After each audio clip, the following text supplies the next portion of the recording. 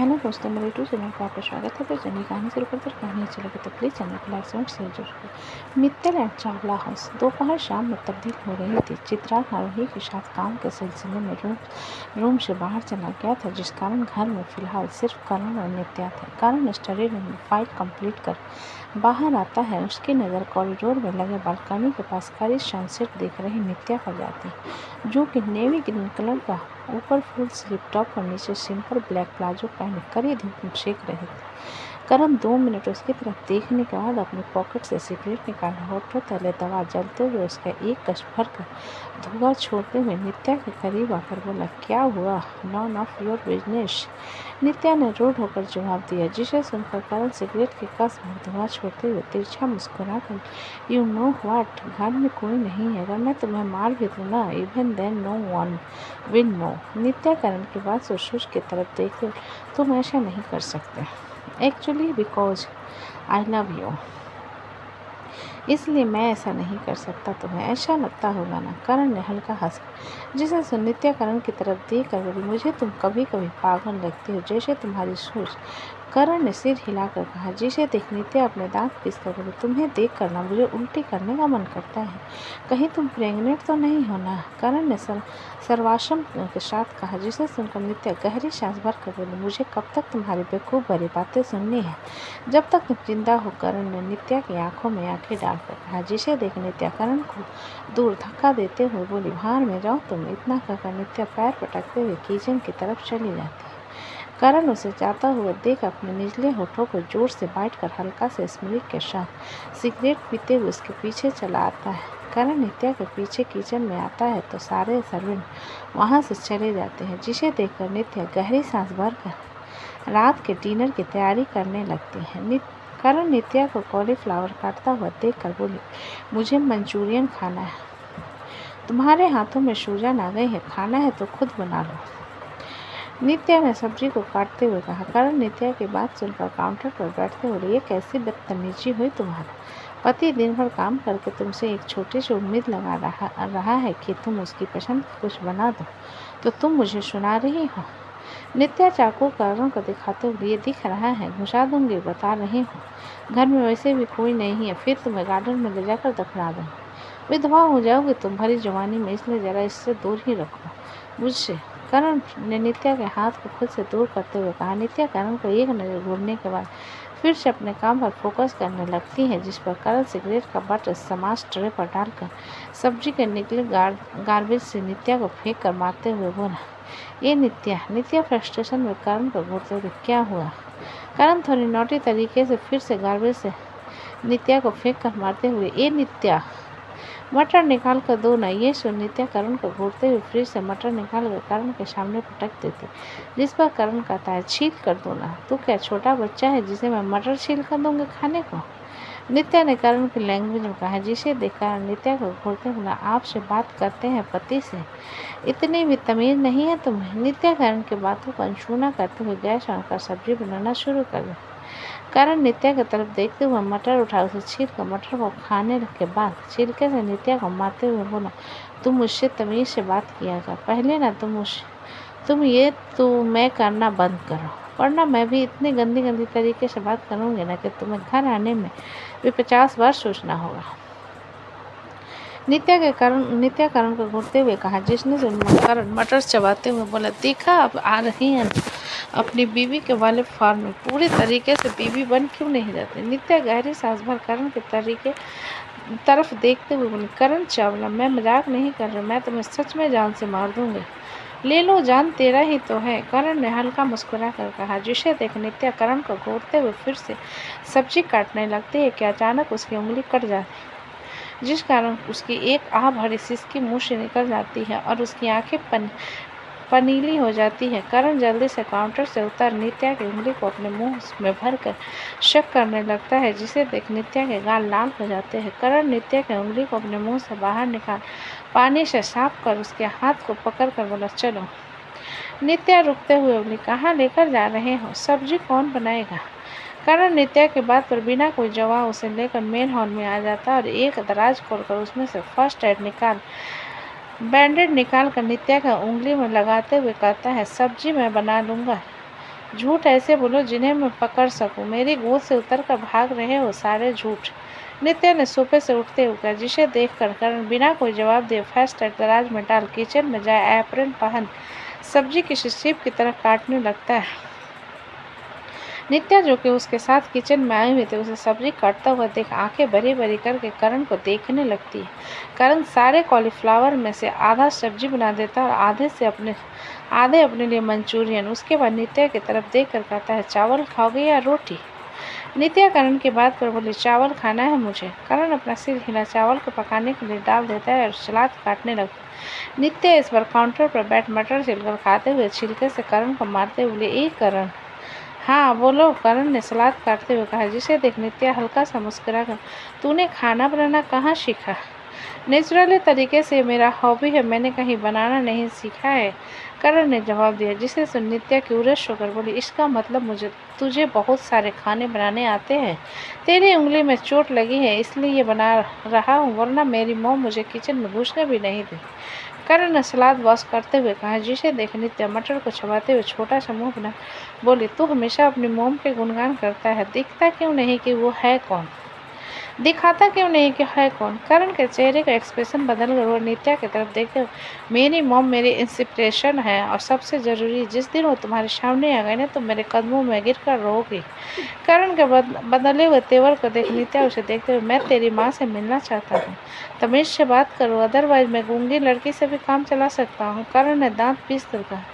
जिसे सुन नित्या काउंटर से उतर कर वहाँ जाने लगी। जिसे देखकर करण बोला, जो गंदगी फैलाई है तुम्हारा बाप आकर साफ नहीं करेगा, इसलिए साफ करो। करण की बात पर नित्या मुड़कर उसकी तरफ देखते हुए गुस्से से बोली, दफा हो जाओ यहाँ से, मैं अपना काम खुद कर सकती हूँ। करण नित्या की बात पर तिरछे मुस्कान के साथ बोली, ये कभी मत भूलना कि तुमने किस तरीके से मुझे धोखा दिया है, इसलिए इतनी जल्दी प्यार की उम्मीद तो मत करना मुझसे, और तुम पूरी जिंदगी मुझसे प्यार की उम्मीद क्यों उम्मीद मत करना। नित्या ने झाड़ू उठाते कहा। जिसे देखकर करण अपना एप्रन निकाल कर नित्या का मुंह पर फेंक कर बोला, चावल को अगर कुछ हुआ ना तो पता होगा उसका पानी कितना गर्म होता है, जला दूंगा।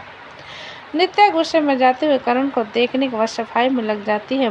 इधर मुंबई नेशनल पार्क में वैदिक चार्ली को लेकर घूमने आया था, क्योंकि विकल्प तो अभी तक मुंबई वापस नहीं आया था, इसलिए वो अकेले ही चार्ली के साथ वॉक पर चला गया था।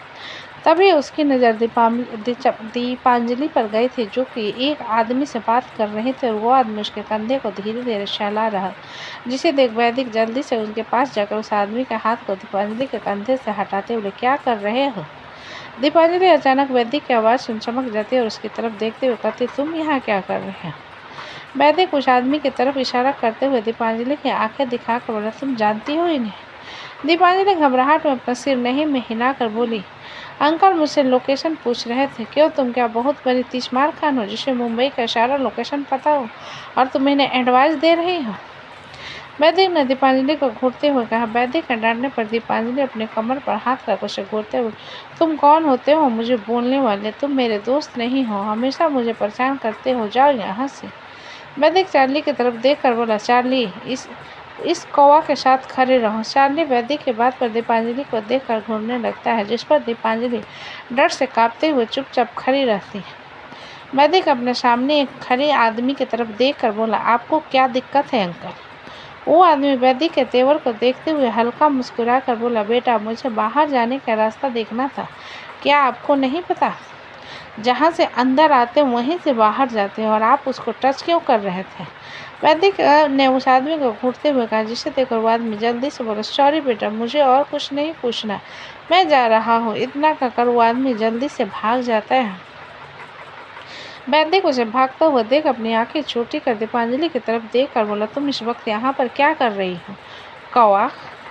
वैदिक के कौवा कहने पर दीपांजलि चार्ली को इग्नोर कर गुस्से से बोले, तुम मुझे कौवा क्यों कह रहे हो? मैं यहाँ पर घूमने आई थी, जैसे तू यहाँ पर घूमने आया हो। वैदिक अपनी आंखें छोटी करके बोला, अच्छा तुम्हारे घर वाले ने तुम्हें अकेले आने दिया? मैं अकेले नहीं आई हूँ, मेरा शिवा मेरे साथ है, वो मेरे लिए कबाब लेने गया है। दीपांजलि ने बाहर की तरफ इशारा करते हुए कहा। जिसे देखकर वैदिक दीपांजलि के हाथ को पकड़कर बोला, जब तक तुम्हारा शिवा नहीं आता तुम मेरा हाथ अगर छोड़ोगी ना तो मैं तुम्हें यहाँ के पूल में धक्का दे दूंगा। वैदिक की धमकी पर दीपांजलि कसकर उसके हाथ को पकड़ते हुए, मैं नहीं छोड़ूंगी, मुझे तैरना नहीं आता। वैदिक दीपांजलि की तरफ एक नज़र घूरने के बाद अपना चेहरा दूसरी तरफ करके हल्का सा मुस्कुरा देता और चार्ली की तरफ देखते हुए कहता है, चार्ली चलो हम वॉक पर चलते हैं, आज कौवा भी हमारे साथ रहेगी। दीपांजलि सिर उठाकर वैदिक की तरफ देखते बोले, तुम मुझे कौवा कहना बंद करो वरना मैं तुम्हारे हाथ में काट लूंगी, बता रही हूँ। वैदिक दीपांजलि के बाद सुन सिर नीचे कर उसे देखते हुए बोला, तुम जैसे बच्चे इसके लिए और कुछ नहीं कर सकते। दीपांजलि वैदिक के हाथ को कसकर पकड़े हुए बोले, मैं डैडा से कहकर तुम्हारी शिकायत करूंगी। वैदिक दीपांजलि को बेंच पर बैठाते हुए बोला, तुम्हारा शिवा आ रहा होगा और तब तक तुम यहीं पर रहो, तुम कहाँ जा रहे हो। दीपांजलि ने बेंच से उतरते हुए कहा। जिसे सुन वैदिक कुछ कहता उससे पहले ही जूही आते हुए वैदिक से बोली, हेलो वैदिक। वैदिक जूही की आवाज़ पर दीपांजलि की तरफ देखा, उसे जूही की तरफ इशारा करके बोला, मैं अपने दोस्त के पास जा रहा हूँ। दीपांजलि वैदिक की बात पर उसे 2 मिनट घूरने के बाद भागते हुए जाकर शिवांश से लिपट कर बोली, इतना टाइम लगाता है आने में। शिवांश जो कि लोअर और फुल स्लीव नेवी ब्लू की टी शर्ट के साथ उसके बाल उसके माथे पर बिखरे हुए थे, वो काफ़ी ज़्यादा क्यूट लग रहा था। फिर शिवांश फिर सिर नीचे कर दीपांजलि से अलग होकर कबाब उसकी तरफ बढ़ाकर बोला, बहुत भीड़ थी। दीपांजलि कबाब देकर खुश होते हुए बोली, शिवा रात हो गई है, हम घर चले। शिवांश अपना सिर हिलाकर बोला, ठीक है, बाहर ड्राइवर अंकल खड़े हैं, चलो। दीपांजलि अपना सिर हिलाते हुए शिवांश के हाथ को पकड़ लेती है। वहीं वैदिक उन दोनों को बुरी तरीके से घूर रहा था। जूही वैदिक की तरफ देख हल्का मुस्कुराकर बोली, वैदिक। जूही के मुंह से वैदिक का नाम सुन शिवांश की वैदिक की तरफ देखते हुए बोला, हेलो वैदिक। शिवांश को इग्नोर कर दीपांजलि की तरफ देखते हुए बोला, अगर आगे से कोई भी स्ट्रेंजर तुमसे कुछ भी पूछे तो पहले उससे दूरी बनाकर खड़ी रहना, और अगर तुम्हें कुछ पता ना हो तो सीधा कह देना कि तुम्हें नहीं पता, उससे बातें करने नहीं खड़ा रहना, समझी। वैदिक की बात सुनकर दीपांजलि जल्दी से अपना सिर हिलाते हुए बोली, ठीक है। शिवांश उन दोनों की तरफ देखते हुए दीपांजलि से बोला, क्या हुआ दीपा, वैदिक तुमसे ऐसा क्यों कह रहा है। जिसे सुनकर दीपांजलि उसे सब कुछ बता देती है। पूरी बात सुनने के बाद शिवांश दीपांजलि के हाथ को मजबूती से पकड़कर बोला, ऐसे लोग अच्छे नहीं होते, अगर अपने पेरेंट्स के अलावा कोई और टच करे तो उनसे दूर रहना चाहिए। दीपांजलि अपना सिर हिलाते हुए बोली, ठीक है तो हम चले। शिवांश अपना सिर हिला वैदिक की तरफ देखते हुए बोला, थैंक यू वैदिक, दीपा को उस आदमी से बचाने के लिए। वैदिक शिवांश की बात पर बोला, अगर तुम ख्याल नहीं रख सकते तो इस तरीके से एक लड़की को लेकर मत निकला करो।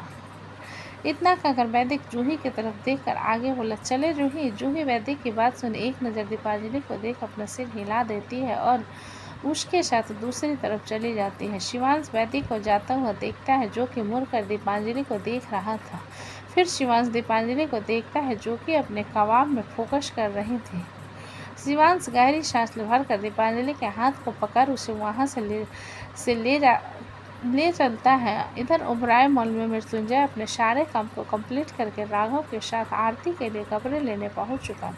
उनकी गाड़ी आकर मॉल के सामने रुकती है और वो दोनों गाड़ी से बाहर आते हैं। राघव मॉल की तरफ देखते हुए मृत्युंजय की तरफ देख कर बोला,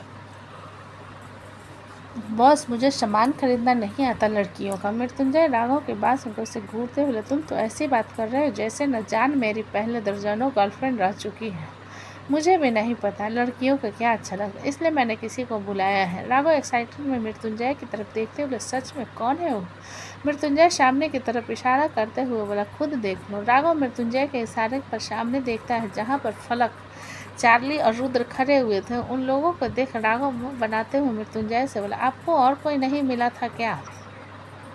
आपकी साली किसी भी एंगल से लड़की की तरह नहीं है। मृत्युंजय राघव की बात को इग्नोर कर आगे आकर रुद्र की तरफ देखते हुए बोला, सो फाइनली तुमने फैसला ले लिया कि तुम्हें शादी करनी है। जिसे सुनकर रुद्र अपना सिर हिलाते हुए बोला, हो मैंने फैसला ले लिया है, लेकिन मेरे डैडी यहाँ पर नहीं है और फलक के पापा मान नहीं रहे। डेविड वहाँ पर आते हुए बोला, अरे जब लड़की राजी है तो घर वालों से क्या लेना देना, चट मंगनी पट ब्याह। डेविड को देखकर राघव मृत्युंजय की तरफ देखकर बोला, इस आदमी के कारण मैं ऑलरेडी बदनाम हूँ और आप हर वक्त इसे ही बुलाते रहते हो। माना कि ये आदमी थोड़ा सा अजीब है, लेकिन बहुत काम की चीज़ है। मृत्युंजय ने अंदर जाते हुए कहा। जिसे सुनकर राघव फ्रस्ट्रेट होकर बोला, एक दिन इसके कारण रोना पड़ेगा हम लोगों को। डेविड राघव के कमर पर पिंच करते हुए बोला, हम दोनों को इतने वक्त के साथ मैं है साथ में है। तुमने आज तक मेरे लिए शॉपिंग नहीं की और 2 दिन पहले आई बीबी के लिए कपड़े लिए जा रहे। राघव डेविड से 2 कदम दूर होकर उसे उंगली दिखाते हुए, मैं बता रहा हूँ डेविड, मैं एक रपट्टा लगा दूंगा कान में, तुम्हारी गर्लफ्रेंड तुम्हें पहचान नहीं पाएगी। और मैं उसके लिए कोई शॉपिंग पर नहीं आया हूँ, उसके पास कपड़े नहीं है, बस वही लेने आया हूँ। उसे ही शॉपिंग कहते हैं। डेविड ने मुंह बनाते हुए, जिसे सुन राघव उसे इग्नोर कर फलक की तरफ देखते हुए बोले, मेरी बीबी गांव से, उसे वेस्टर्न आउटफिट में अनकंफर्टेबल फील होता है, इसलिए उसे सूट सलवार और साड़ी चाहिए।